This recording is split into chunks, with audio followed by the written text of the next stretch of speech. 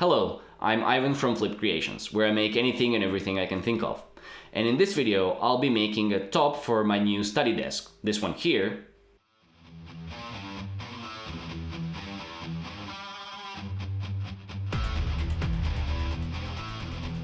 as part of the room renovation series. Playlist link below. So with the floors and the walls and other structural elements in the room prepared and sconces on the wall, it was time to build the study desk.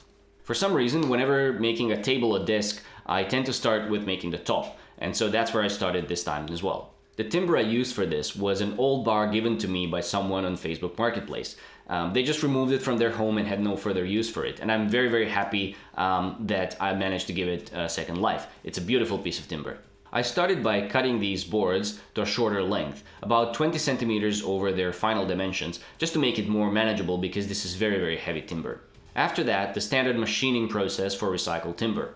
I needed to get these boards flat, but they were too wide for my jointers, so I first ripped them on the table saw. That's unfortunate. It would have been nice to keep them as wide as they were, but to be honest, in the finished table, it's pretty hard to even tell the difference. After that, jointing to get that one face flat. They were sitting in my garage for a few months, and because they were finished on one side with a pretty thick coat of polyurethane but not finished on the other, they bowed quite a bit.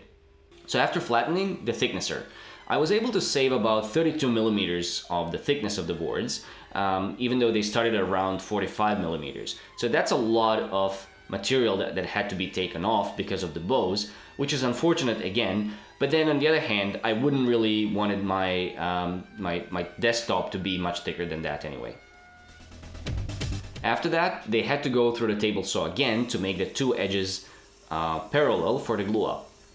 Honestly, this last part turned out to be a lot more difficult than it should have been because my jointer was out of alignment. And somehow I refused to see that and proceeded to glue up the boards that were not machined perfectly. The result was a top that required lots and lots and lots of sanding that would have otherwise been unnecessary.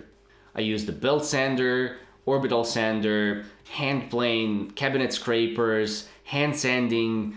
My jointer was only out of alignment in parts of a millimeter, but that adds up over 2-meter long boards and especially over multiple boards that are then glued up together. After a decade or so of sanding, it was time for finishing. I used hard wax oil because I don't really like the plastic feel of polyurethane and epoxy finishes, and yet I needed more protection than my standard furniture finish provides.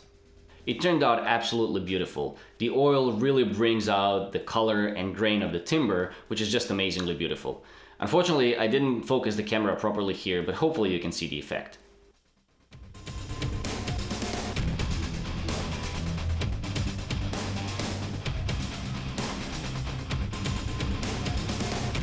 And that's it for the top. Next, I'll be making the cabinets under the desk.